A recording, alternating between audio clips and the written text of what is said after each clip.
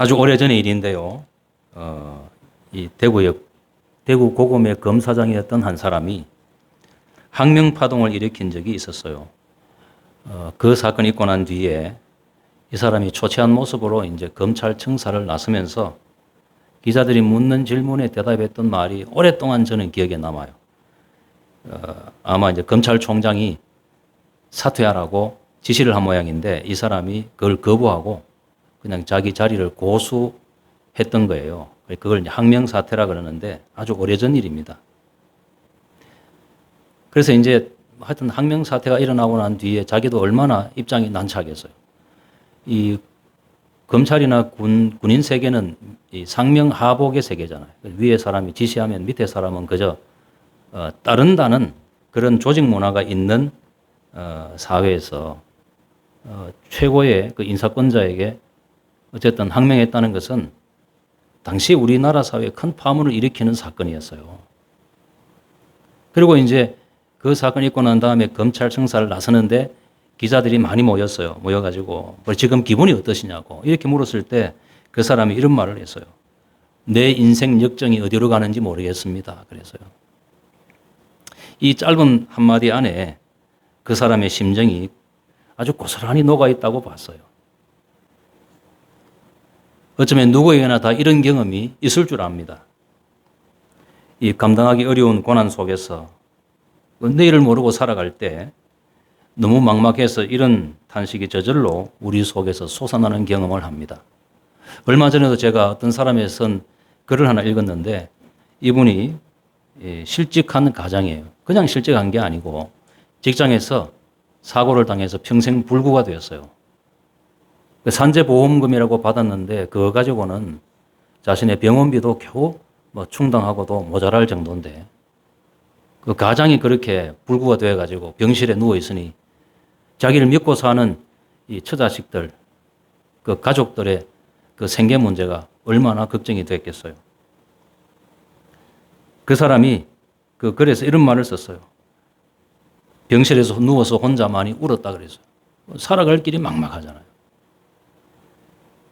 여러분, 일생을 살면서 우리의 생애에는 불행한 일, 사고, 질병, 경제적인 상실, 실직, 관계의 파탄 이런 문제들이 우리 인생에 닥쳐오는 것이고 그 일로 우리는 고통하고 좌절하는 일을 피할 수가 없어요. 여러분 이런 일로부터 자유로운 사람이 과연 있겠습니까? 고통이란 우리 모두가 인생의 어느 시점에서 직면하는 현실입니다. 그런데 이런 고통의 문제를 대할 때 반드시 기억해야 될 것이 있어요. 하나님께서는 우리가 고통당하는 것을 기뻐하지 않으신다는 사실을 기억하셔야 돼요. 하나님께서 그 허용적 작정 아래서 우리에게 고통을 허용하실 때가 있기는 해요. 그러나 그때는 반드시 그 고통을 통해서 하나님께서 이루시려고 하는 목적이 있어요. 우리를 형성하고 다듬어가고 또 하나님을 더 많이 의지하게 하시려고 고통을 주시기도 하고 때로는 우리가 알지 못하는 좀 더 높은 차원의 심오한 하나님의 뜻이 있어서 고통을 주시기도 하신다는 사실을 기억해야 돼요. 시편 34편 18절에 보면 하나님께서는 우리로 하여금 고통에서부터 풀려나고 회복되고 온전하기를 늘 기뻐하세요. 그럼에도 불구하고 하나님께서 우리에게 고통을 허용하시는 때가 있어요. 그럴 때는 반드시 기억하셔야 돼요. 그 고통에는 하나님께서 작정하신 목적이 있어요. 그런데 그 하나님의 작정하신 목적은 우리들을 위한 것이고 하나님의 자기 영광을 위한 거예요. 오늘 제가 강론하려고 하는 내용의 핵심은 우리가 과연 고통을 직면할 때 우리는 그 고통에 대해서 어떤 관점을 가져야 되고 어떤 태도로 그 고통을 받아들여야 되고 또 그때 우리의 믿음은 어떻게 발휘되어야 되는지에 대해서 살펴보려고 해요.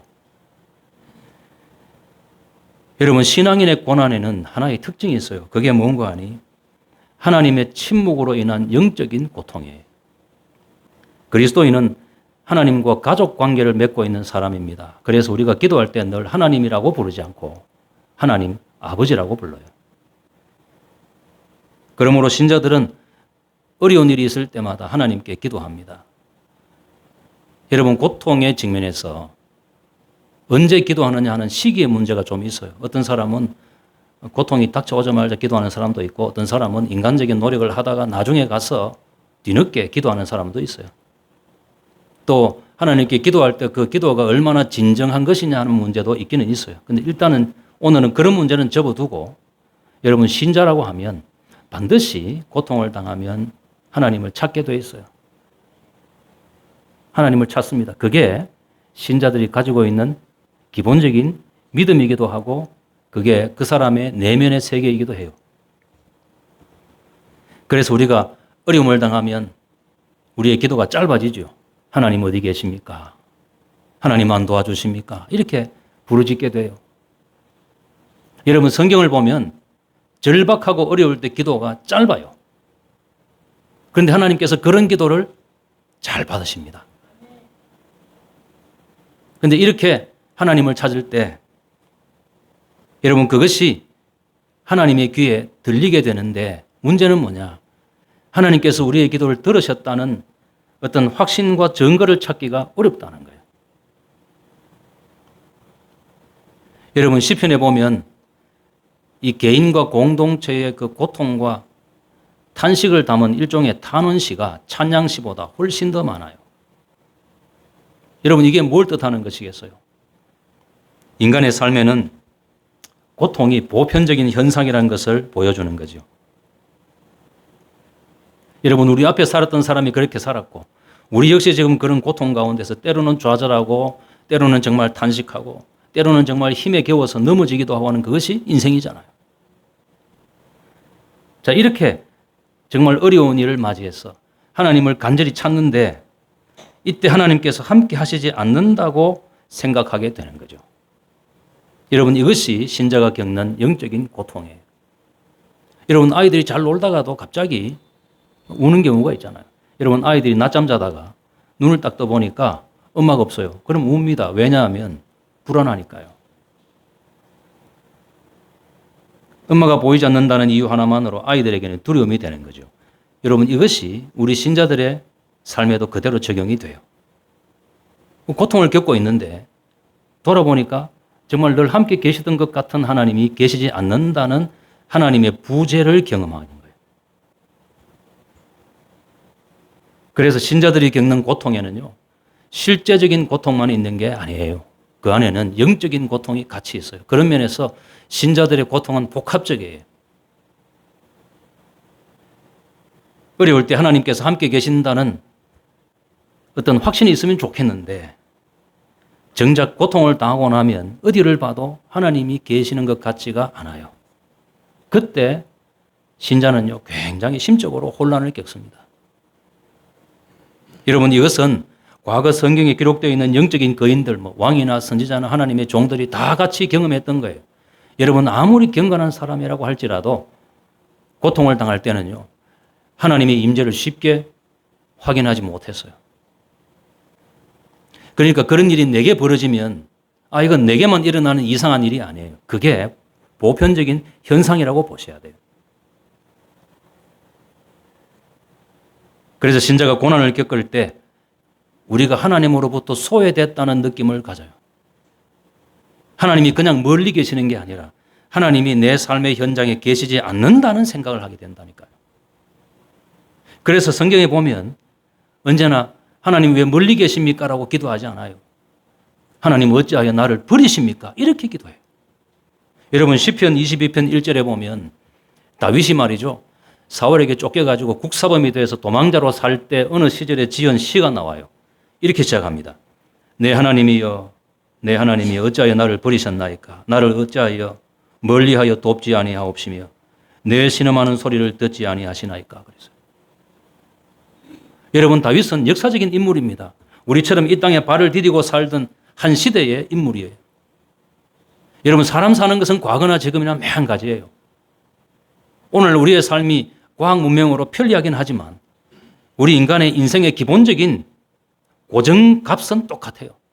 태어나서 일하고 결혼하고 가정 꾸리고 먹고 살아야 되고 그런 가운데 투쟁해야 되고 어느 날 병들고 고생하고 탄식하고, 이게 인간의 삶의 고정값이라고요. 과거에도 그랬고 지금도 그렇고 앞으로도 그럴 거예요. 근데 그 시대를 살았던 한 사람이 뭐라고 하는 거 아니? 내 하나님이여, 내 하나님이여. 어찌 나를 버리셨나이까 그랬어요. 여러분 이 말을 하는 이유가 뭐겠어요? 과거 한때 자신을 이스라엘의 왕으로 불러가지고 기름을 부으시고 세우신 이가 누굽니까? 하나님 여호와예요. 그런데 지금 그 하나님 여호와를 향해서 그가 뭐라고 하는 거 하니? 하나님 왜 나를 버리셨습니까? 이렇게 물어요. 여러분 이것은 하나님을 향한 항의입니다. 다윗은 10년간 도망자로 살았어요. 죽음의 위기를 넘기기도 하고 자기와 자기 부하들의 목숨을 위해서 사람들로부터 모멸과 수욕을 견뎌서야 돼요. 그런 세월을 10년을 보냈는데 그 고난이 끝나지가 않는 거예요. 그래서 어느 날 다윗은 자기가 이런 고통을 당하는 것은 하나님이 나를 버리셨기 때문이라고 생각하게 돼요. 하나님이 멀리 계셔서 나를 돌보지 않기 때문이 아니에요. 그런 정도가 아니에요. 하나님이 나를 이제는 버리셨다고 생각한 거예요. 그렇지 않고는 이런 참담한 일이 일어날 수는 없다고 본 거예요. 그래서 하나님이 왜 나를 버리셨습니까? 라고 말을 하는 거잖아요. 여러분 이 구절은 신자가 장기간의 고통으로 인해서 겪게 되는 심리 상태를 잘 드러냅니다.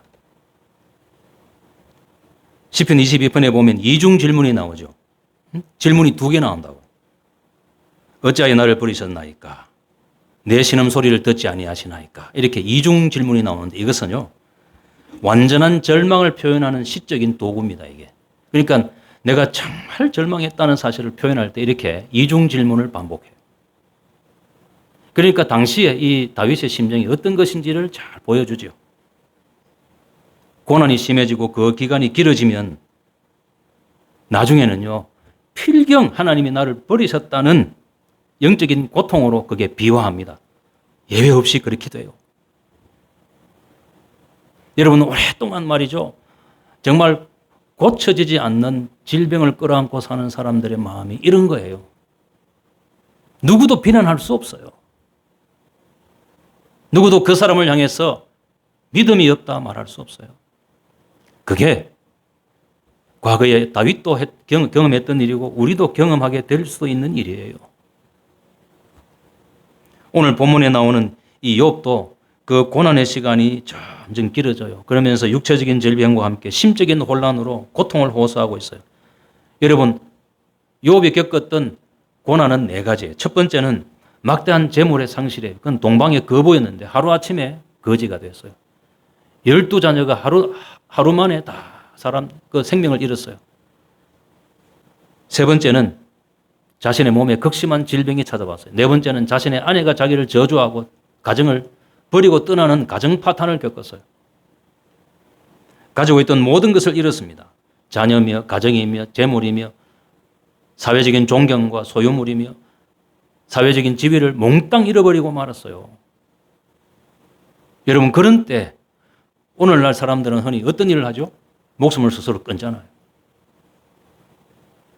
그런데 이 욥은 말이죠. 끝끝내 그 질긴 목숨을 이어가요. 여러분 이거 잘 보셔야 돼요. 욥기를 읽어보시면 욥이 말이죠. 탄식을 해요. 내가 차라리 우리 어머니 자궁에서 태어나지 않았으면 내가 태어난 날 차라리 죽었으면 이런 소리를 한다고. 얼마나 힘들었으면 그러겠어요. 무슨 말인가 하면 자살의 충동을 느꼈어요. 여러분 자살의 충동이 죄는 아닙니다. 그건 극심한 고통 속에 있는 누구라도 겪을 수 있는 감정의 변화고 상태거든요. 하나님께서 그거 정죄하지 않아요. 하나님께서 우리가 얼마나 고통 가운데서 힘들어 하시는지 그가 잘 아신다고. 어떤 학자는 이렇게 표현했어요. 우리가 고통을 당해서 울고 괴로워할 때 그 신음소리가 하나님께는 큰 소리로 들린다 그랬어요. 철저한 상실을 겪고 지금 그에게 남은 것은 병든 육신과 고통받는 영혼밖에 없는 거예요. 그런데 시간이 지나면서 그런 상실의 아픔이 이제는 그에게는 영적인 고통으로 발전하고 있다는 사실을 볼 수 있어요. 오늘 읽었던 본문 23편 8절 9절 보시면 이렇게 되어 있습니다. 내가 앞으로 가도 그가 아니 계시고 뒤로 가도 보이지 아니하며 그가 왼편에서 일하시나 내가 만날 수 없고 내가 오른편으로 돌이키시나 배울 수 없구나 그랬어요.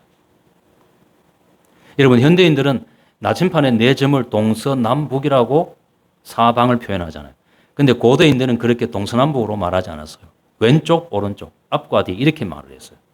그러니까 보통 앞, 뒤는 동서를 말하고 그 다음에 좌우 이것은 북남을 말해요. 그러니까 이 말은 무슨 말인가 하니 욥은 동서남북 사방으로 하나님을 찾았는데 하나님을 찾지 못했다고 토로하는 거예요. 여러분 그가 왜 하나님을 이토록 만나려고 했을까요? 여러분 하나님은 영으로 계시는 분이기 때문에 눈으로 볼 수 있는 분이 아니에요. 그런데도 욥은 하나님을 만나고자 했어요. 하나님의 임재를 확인하고자 했어요. 오늘 이 본문 전체에서 그가 토로하고 있는 괴로움이 뭔가 하면 하나님을 만날 수가 없다는 거예요. 그런데 그가 그토록 영으로 계시는 하나님을 만나고자 했던 이유가 뭐냐 말입니다. 그것은요, 자신의 결백을 주님 앞에 제시하고 자신의 결백을 입증하고자 했기 때문에 자기가 생각할 때는 내가 다른 사람보다 이 고통을 더 많이 당해야 될 어떠한 죄도 없다고 생각을 했어요.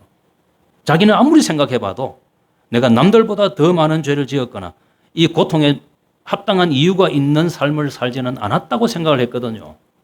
그런데 자기가 생각할 때는 하나님께서 이유 없이 자기를 공격하고 있고 자기는 그것 때문에 고통을 당하고 있다고 생각을 했어요.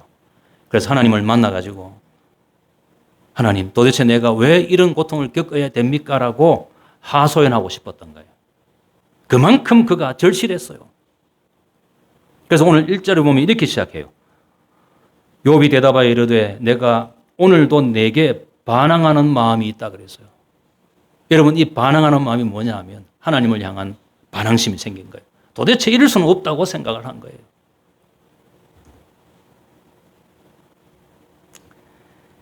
그런 중에 자기의 새 친구가 찾아왔는데 이 새 친구는 도리어 욥의 불안과 혼란을 가중시켜요.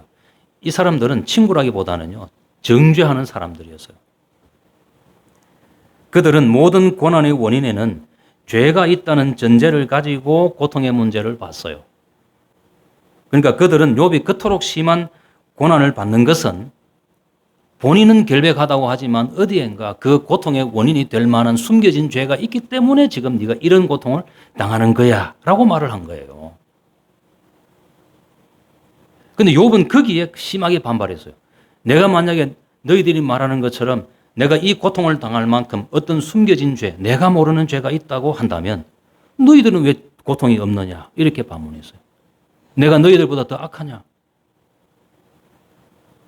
만약에 내가 숨겨진 죄 때문에 고난받는 거라면 너희들도 고난을 받아야 마땅하지 않느냐? 라고 반문을 해요. 여러분 성경의 마지막 결론을 보면요. 욥의 고난은 잘 들으셔야 돼요. 자기 죄 때문이 아니에요. 그 점에 있어서는 욥의 말이 맞아요. 여러분 욥이 고난을 받았던 이유는요. 인간적으로 이해할 수 없는 천상의 신비로운 어떤 이 사건 때문에 벌어진 거예요.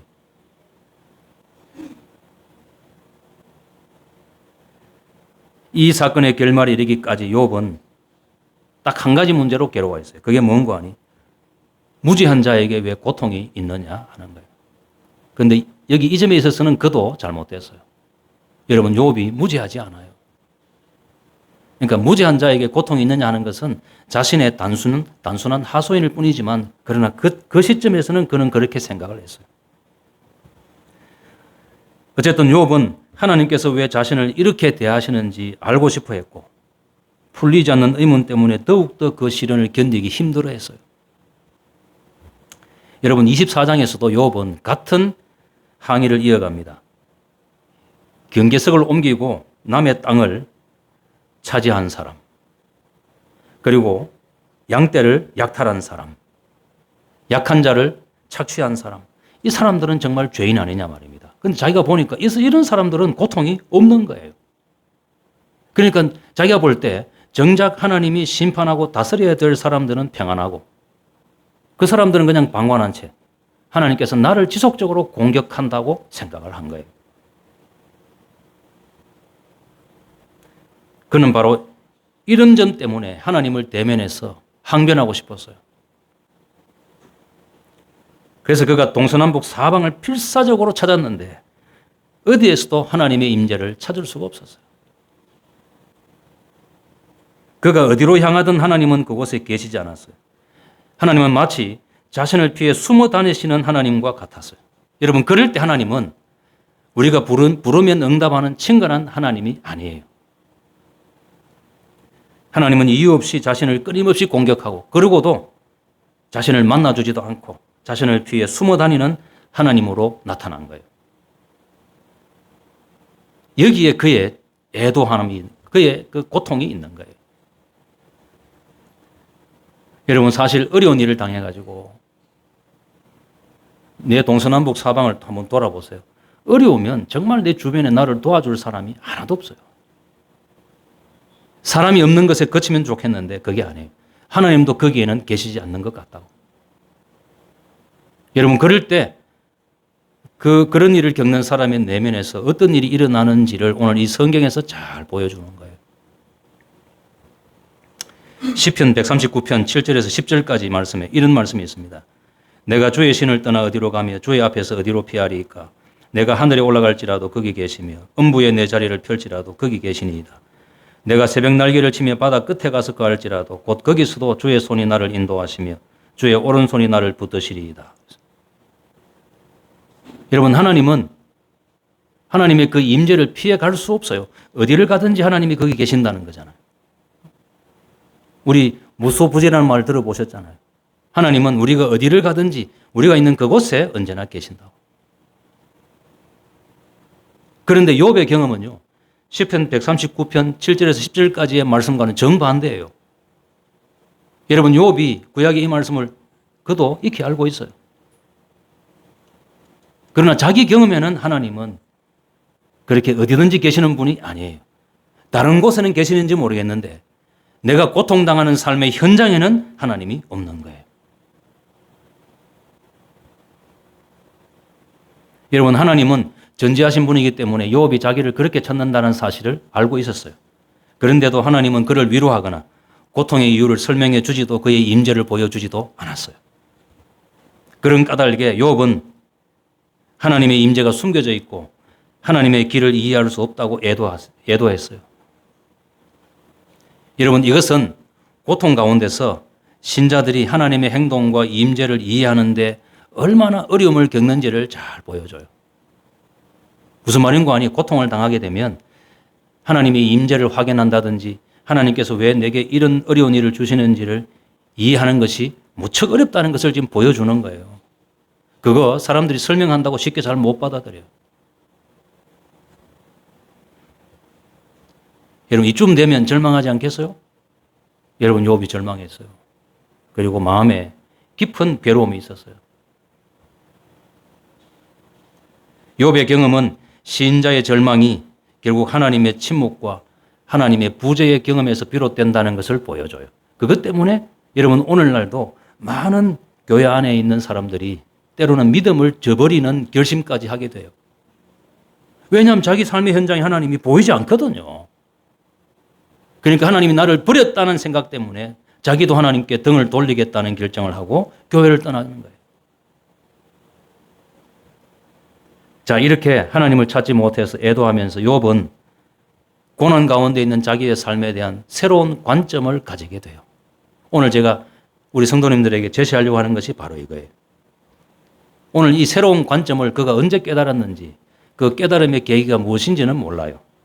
분명한 것은 그런 새로운 관점은 하나님께 대한 그의 신뢰 때문에 가능했다는 사실이에요. 여러분, 이것이 믿음이 하는 일입니다. 여러분, 믿음은 우리 영혼의 심장과 같아요. 우리가 잠을 잘 때도 믿음은 결코 잠들지 않아요. 우리가 고통을 당해도 우리의 믿음은 속에서 약동합니다. 일을 한다고요. 그리고 그 믿음이 어떤 식으로든 하나님을 신뢰할 방법과 길을 찾아내요. 이게 욥이 겪었던 일 중에 하나예요. 그는 하나님을 믿음으로써 자기의 생을 보는 두 가지 관점을 확보했는데 오늘 그것이 본문에 나타나요. 첫 번째 뭐냐? 오늘 23장 10절에 보면 상반절에 이렇게 되어 있어요. 나의 가는 길을 오직 그가 아시나니. 그래서 욥은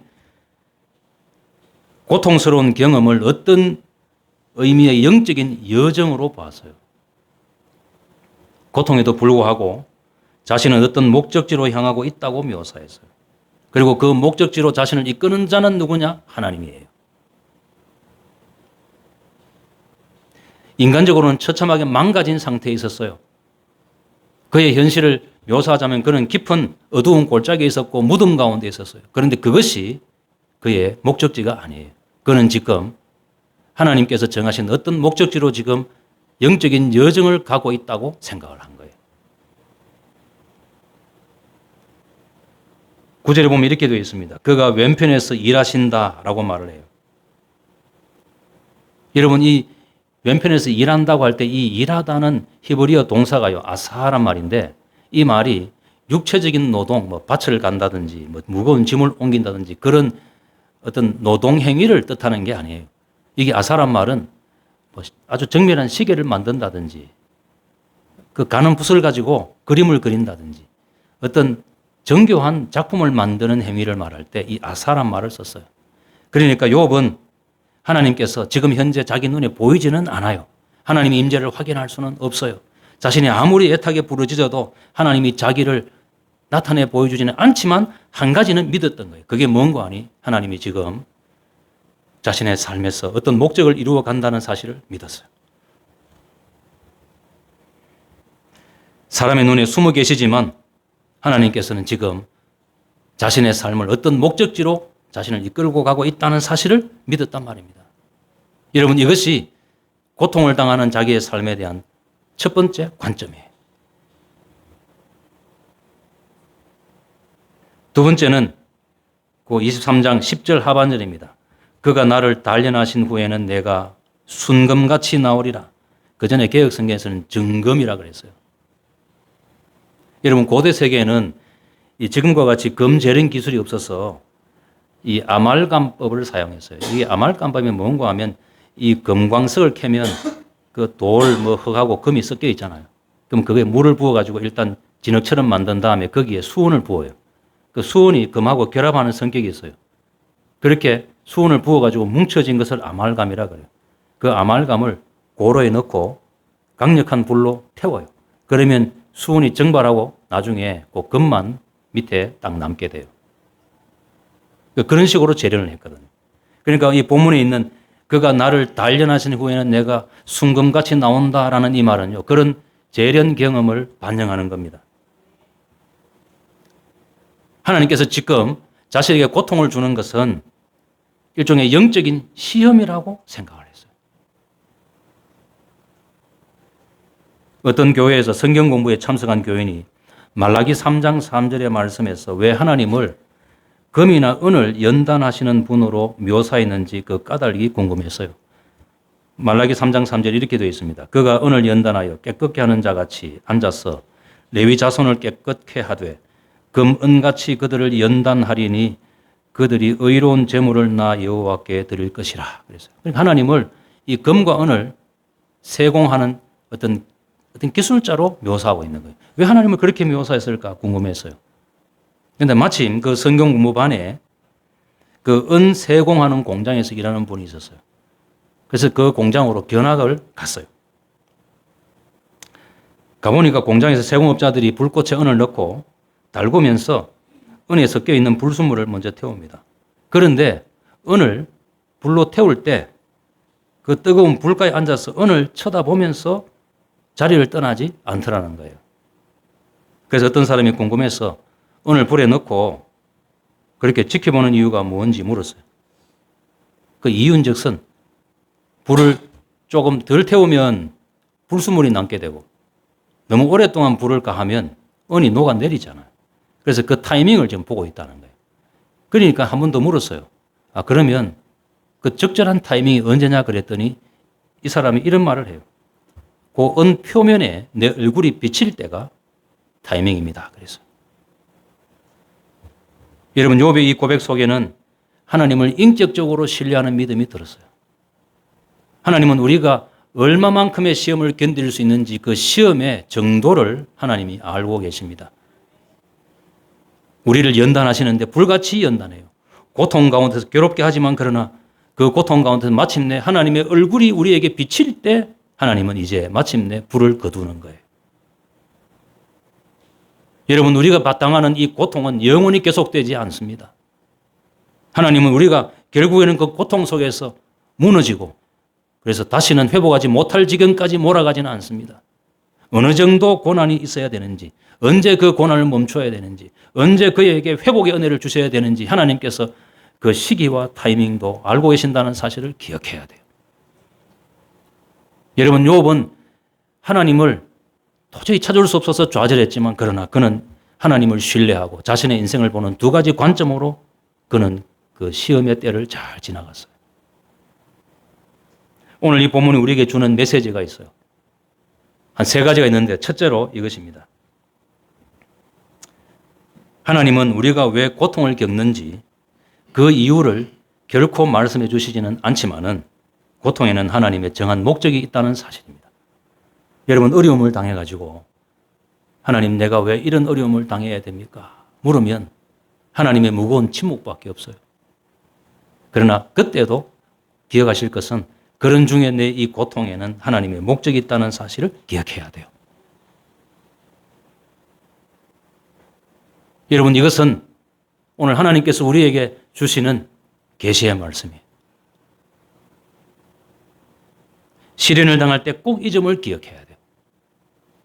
하나님의 목적이 있다는 사실은요, 인간의 이성으로 합리적인 분석을 통해서 파악할 수 있는 게 아니에요. 그건 믿음으로 받아들여야 돼요.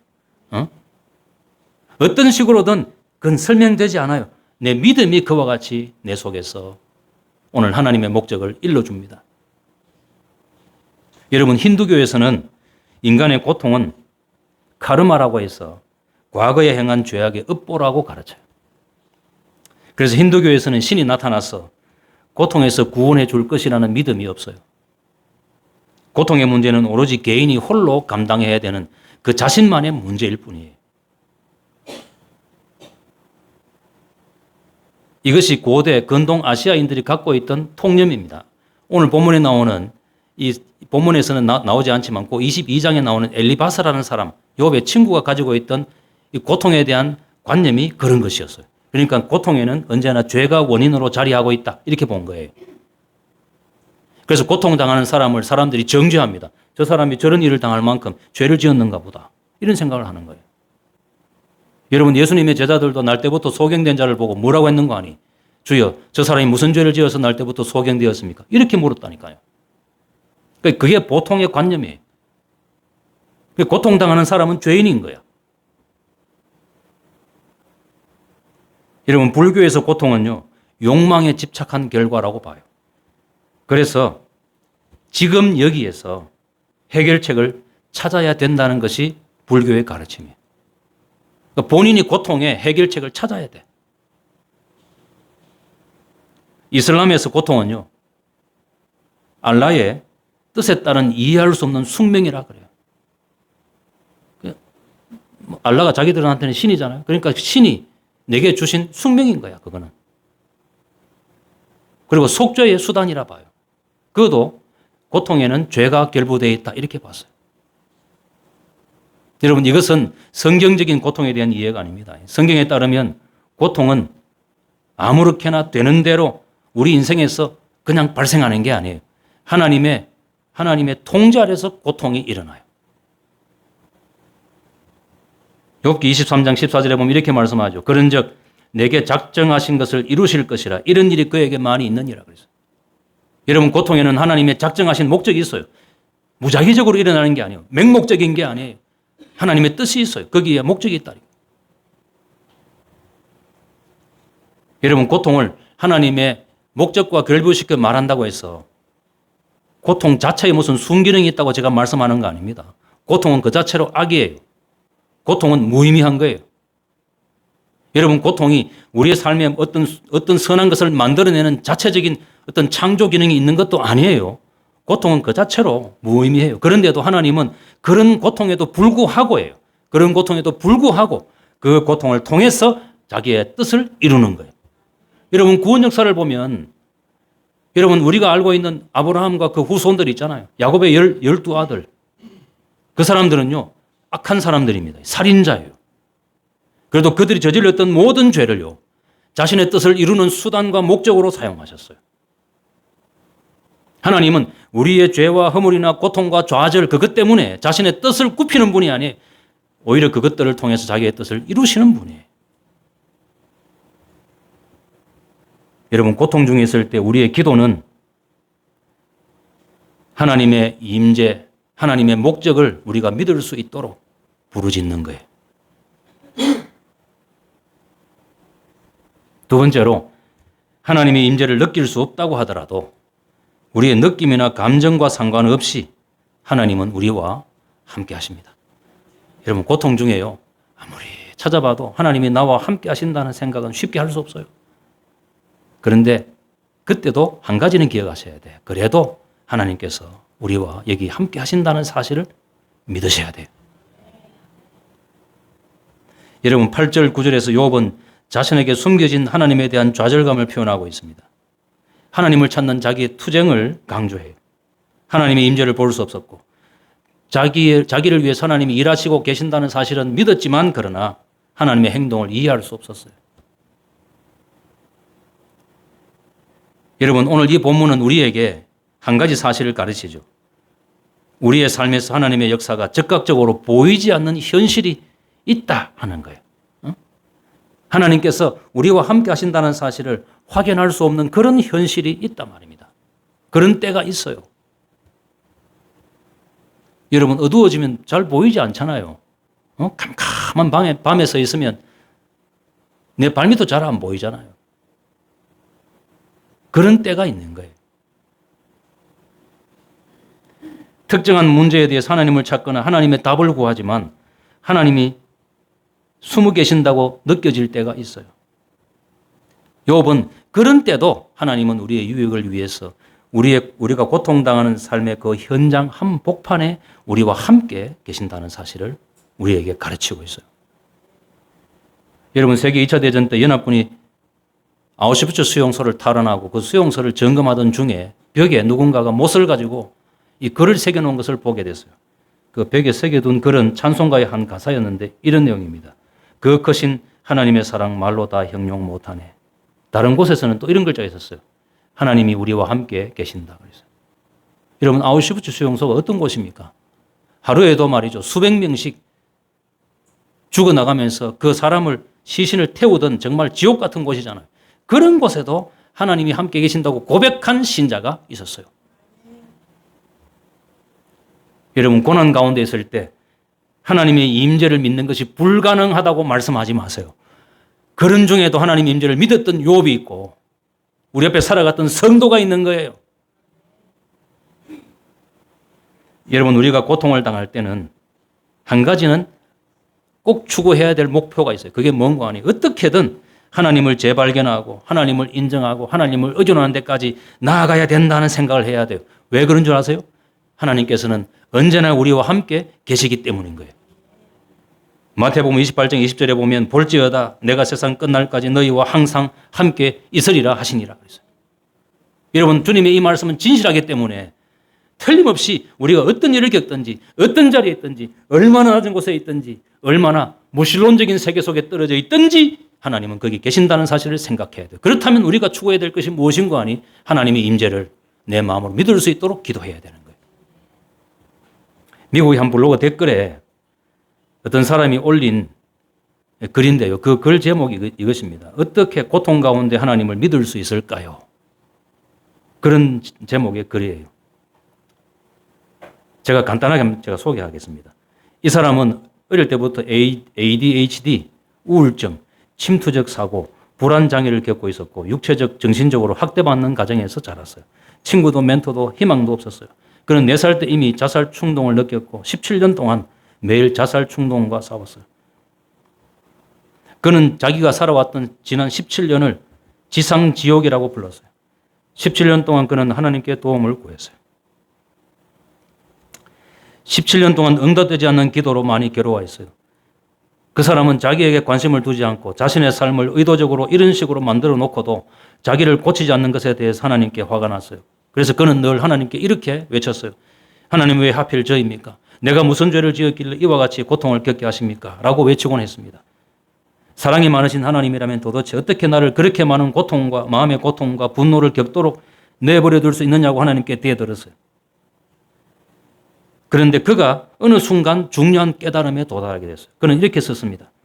하나님은 내가 원하는 것을 얻을 때, 내가 행복할 때만 나의 하나님이 되는 것이 아닙니다. 하나님은 이 지옥에서 고통과 슬픔, 혼란, 절망, 심지어 깊은 침묵 속에서도 하나님은 여전히 나의 하나님으로 계십니다. 나를 영원전부터 알고 계시고 하나님은 내 인생을 망치지 않았으며 내가 가장 낮은 곳에 있을 때에도 나를 통해 영광 받으시기를 기다리시고 그곳에 나와 함께 계십니다. 이 사람이 이걸 깨닫고 난 뒤에 자신의 인생에 전반적인 변화가 왔다 그랬어요. 그 이후에도 우울증이 완전히 완치된 것은 아니고 그 이후에 재발을 많이 했지만 그는 여전히 이제는 흔들리지 않고 하나님을 믿고 자신이 겪었던 그 고통, 앓고 있는 장애, 괴로움을 도리어 하나님께 감사하는 제목으로 받아들이기 시작했다 그랬어요. 성도 여러분, 우리가 이해할 수 없는 일을 겪으면서 고통당할 때 한 가지 기억하셔야 돼요. 어떤 순간에도 그것은 잊지 말아야 돼요. 하나님이 우리와 함께 계십니다. 세 번째로 고통 가운데서 우리는 믿음의 시험을 받습니다. 여러분, 고통은 내 믿음을 시험합니다. 이건 신약에서도 반복적으로 가르치는 거잖아요. 여러분, 사람은 고난을 겪을 때 믿음을 버리고 자포자기하는 심정으로 되는 대로 살기 쉽습니다. 그런 점에서 고난은 우리의 믿음을 시험합니다. 믿음이 약한 사람은 어려움이 닥치면 제일 먼저 믿음을 버립니다. 그런데 욥은 자기를 위하여 일하시는 하나님을 믿었으므로 고난 중에도 자기의 생명보다 하나님 말씀을 더 귀하게 여겼어요. 본문 11절 12절에 보면 이렇게 되어 있습니다. 내 발이 그의 걸음을 바로 따랐으며 내가 그의 길을 지켜 치우치지 아니하였고 내가 그의 입술의 명령을 어기지 아니하고 일정한 음식보다 그 입의 말씀을 귀히 여겼구나. 내 발이 그의 걸음을 바로 따랐다는 문구는 하나님 바로 뒤에 하나님께서 오른발 옮기면 내가 오른발, 그가 왼발 옮기면 나도 왼발, 이런 식으로 하나님의 뒤를 조심스럽게 바짝 따랐다, 그런 말이거든요. 그 말은 결국 하나님의 뜻과 조화를 이루는 삶을 상징해요. 치우치지 않았다는 말은 그가 시련에 흔들리거나 주의가 산만해지지 않았다는 뜻입니다. 여러분, 오늘 이 구절은 욥이 직면한 상황과 무관하게 하나님의 표준과 가치관에 부합하는 삶을 살겠다는 결심을 했다, 그런 뜻입니다. 고통을 당했지만 내가 하나님 말씀대로 그 말씀대로 사는 일에 내 양식보다 다른 어떤 것보다 중요성을 두고 행했다, 그런 뜻입니다. 여러분, 이것이 하나님께 영광이 되기도 하지만 그러나 기억하셔야 돼요. 이게 우리가 당하는 그 고통 가운데 믿음의 시험을 지나가는 비결입니다. 비결입니다. 여러분, 구약 성경에서 가장 안타까운 것은요, 그가 하나님으로부터 징계를 받을 때 더욱 죄를 범하니라 라는 말씀이 있어요. 가장 비참한 말씀이에요. 하나님께로부터 우리가 징계를 받거나 또는 고통을 당할 때 그것을 이유로 더 많은 죄를 짓는 것은요, 결국에는 우리가 받는 이 영적인 시험을 낭비하는 것입니다. 고통 가운데서 우리가 얻을 수 있는 영적 축복을 쏟아버리는 거예요. 믿음의 시험을 통해서 더 성숙한 경지로 올라갈 수 있는 이 영적 성숙의 기회를 쏟아버리는 거예요. 여러분, 우리가 얼마나 믿음으로 견고하게 살지, 얼마나 정직하게 살지는 환경에 달려있지 않아요. 여러분, 신자는요, 정직하게 살아야 될 때가 있고 그렇지 못한 때가 있는 게 아니에요. 믿음으로 살아야 될 때가 있고 그렇지 못한 때가 있는 게 아니에요. 언제나 믿음으로 살아야 돼요. 그것이 어쩌면 이 고통을 지나가는 신자의 바른 자세이기도 하고 그 고통 가운데서 성숙을 이룰 수 있는 기회이기도 한 것입니다. 오늘 이 본문의 말씀을 통해서 이 세상을 살아가는 동안에 어떠한 자리에 있든지 하나님께서 원하시는 대로 아들의 형상을 닮아가는 성장의 변화를 이어가실 주님의 이름으로 축원합니다.